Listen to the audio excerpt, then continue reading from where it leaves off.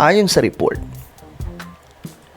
PBBM desididong palitan, alisin ang mga lumang pulisiya na nagpapahirap sa buhay ng mamamayang Pilipino. Ano yan mga sangkay? Tingnan po natin. Magandang gabi, Pilipinas. Bayan desidido si Pangulong Ferdinand R. Marcos Jr. na palitan at alisin ang mga pulisiya ng gobyernong nagpapahirap at nagpapabigat sa buhay ng taong bayan. Actually, mga sangkay, may mga policies po talaga sa bansa natin na mula pa naman sa gobyerno pero pahirap po sa Pilipinas o sa mga Pilipino. Sa kanyang vlog, binigyang diin ng Pangulo ang kahalagaan ng mga pulisiyang magpapagaan sa buhay ng bawat Pilipino. Mula sa mas maasahan at mabilis na serbisyo ng gobyerno hanggang sa mabilis na internet connection kahit sa mga tren at bus. Yan ang ulat ni Claisel Pardilla. Matinding abala at gastos ang inabot ni Monelisa para makakuha ng government ID na isa sa requirements sa kanyang inaplayang trabaho. Oy, mukhang alam ko to. Alam ko to. Okay, diretso natin. Dapat baguhin po yun. So, na-stress din ako kasi nga, kaya nga ako maghahanap ng mag-a-apply ng ID para may ID ako. Pinuna ni Pangulong Ferdinand R. Marcos Jr. So, pinuna ni PBBM? ang mga luma at nagpapahirap na polisiya sa bansa. Okay. Tanyag tayo sa pulisiyang kailangan ng ID para mag-apply kumuha ng ID. Isang refleksyon ng manapakalumang sistema. Nakikita natin sa ating mga nakasanayang pamamaraan na pinaglumaan na ng panahon. Tila maliit na bagay pero laking perwisyo sa tao. Tututukan ngayon ng administrasyon ang pagrebisa sa mga hindi napapanahong polisiya. Kailangan padaliin ang pamumuhay ng Pilipino dahil ang sistema ay kailangan nagdadala ng ginhawa sa tao, hindi sakit ng ulo.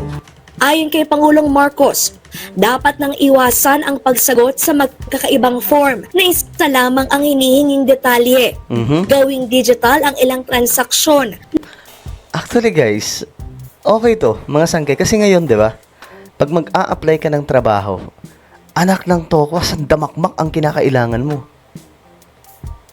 Tapos, pag mag-apply ka naman po ng kung ano-ano mga papeles na yan, ang daming kailangan permahan. Kukuha ng ID, kailangan mo permahan ito, kailangan may ganito ka, kailangan may ganito ka.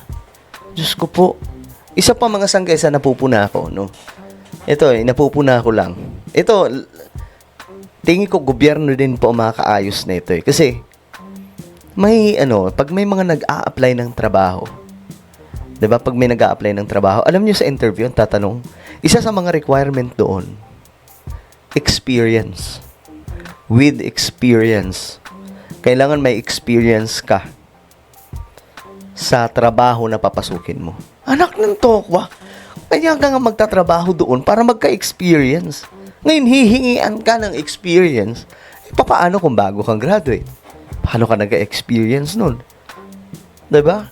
Mga sangkay, isa po yan sa mga kumbaga napupuna natin. Sobrang pahirap sa mga Pilipino. Paulit, kita nyo, ang haba ng pila. Pambihira. Ngayon, sa pag nag-apply ka ng trabaho, iba't ibang requirements ang kailangan. Gagastos ka talaga ng napakarami. Samantalang, pwede namang isang requirement lang. Tapos pwede ka na makapag-apply. Dito kasi ang dami. Mga sangkay, no? Ng kailangan na requirements. Na kailangan ng physical appearance. Hindi rin anya dapat pumila ng madaling araw sa mga tanggapan ng gobyerno para kumuha ng isang dokumento. Kita nyo yan, mga sangkay? Kung nakikita, ako kasi, lalong-lalo na po nung nag-asawa kami ng wife ko. Siyempre, kailangan mag-apply. Kung ano-anong kailangan ng documents, mga sangkay, ang ginawa namin, ang haba-haba ng pila. Yan yung, alam niyo bakit mahaba yung pila? Dahil sa dami ng kinakailangan kunin. Lalo po, yung mga nag-a-apply ng trabaho, window 1, window 2, window 3, window 4, 5, 6, 7, 8. Puno yan ang pila. Ganyan po, mga sangkay. Marami na po ang sumubok dito. Kahit nga si PRRD, sinubukan din po itong tapusin. Pero wala rin pong nangyari. Ngayon, ang gusto ni PBBM mangyari, magkaroon ng ma-digital lahat. Kaya may tinatawag na digitalization sa lahat ng mga transaksyon sa gobyerno para hindi na po pila ng pila mga sangkay, di ba? Kaya isa sa pinagtutuunan natin ay ang eGov app at digitalization ng government system. Sa mga hindi pa po nakakapag-upload ng eGov app, nako, malaking malaking bagay na kailangan po ninyong makita kasi madali lang naman maghanap niyan sa cellphone. Kailangan mo lang gamitin yung cellphone mo, i-download mo yan, tapos doon, yung mga transactions sa government, doon mo na kailangan gawin. 'Di ba? So, malaking bagay ito. Alam niyo nangyari yung eGov sa panahon po ni PBBM. Ibinida ng presidente ang ilang hakbang na inilatag ng pamahalaan, kabilang ang libreng wifi sa mga tren at bus. O kita nyo, dyan na rin, sa eGov po yan makikita. Hindi pagkumpiska ng LTO sa pisikal na lisensya at pagkilala sa digital copy nito. Ayan pa mga sangkay, kapag may app ka nun, nakalimutan ko yun may app po nun mga sangkay na kailangan gamitin lang. Halimbawa, hindi mo nadala yung lisensya mo, pwede mo nang gamitin yun, ipakita mo lang. May kailangan ka lang kailangan alam mo lang yung account mo. Username ata yun at saka password. So, ganun po ka-digital ngayon ang panahon natin. Paggamit ng beep card na otomatikong binabawasan ang singil sa mga estudyante, may kapansanan at nakatatanda. Kasama rin ang zero balance billing. Ang daming, sa totoo lang, ang dami pong mga ngayon ng government. Ito, zero balance billing. Sobrang laking tulong yan. Pa-check up ka sa mga hospital na nasa DOH, mga hospitals na kasama ng DOH or kapartner. Naku, libre mga sangkay. Wala kang babayaran. Ganyan po ngayon mga sangkay sa panahon ni PBBM. Na palalawigin na sa middle income earners. Ayan na. Ilang panuntunan pa ang tinitingnan ni Pangulong Marcos na ipinatutupad na sa ibang bansa. Maganda lahat yan. Yung sa road courtesy, kailangan natin yan. Pati yung sa kalusugan, kailangan din natin yan. Pero paalala ni Pangulong Marcos, Ang matagumpay ang mga pulisiya sa ibang bansa dahil sa kooperasyon ng ating mga mamamayan. Correct. Na bagamat hindi popular sa simula ang isang pulisiya, kapag binigyan ng pagkakataon maimplementa ng tama, maganda naman ang resulta.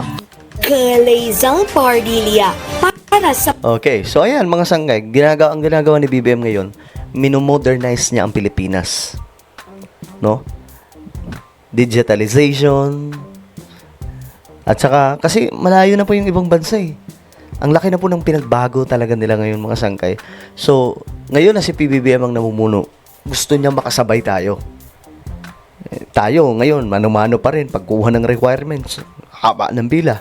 Samantala kung mapapalitan na po yan, ma-modernize ang lahat, madi-digital ang lahat, hindi na kailangan pumila. 'Di ba? Gawin na lang online. Tapos, online payment na rin. Tapos, 'di ba? Mga sangkay, at saka babawasan na po yung mga requirements na yun na kailangan kumuha ng ganito, para ka makakuha ng isang ID.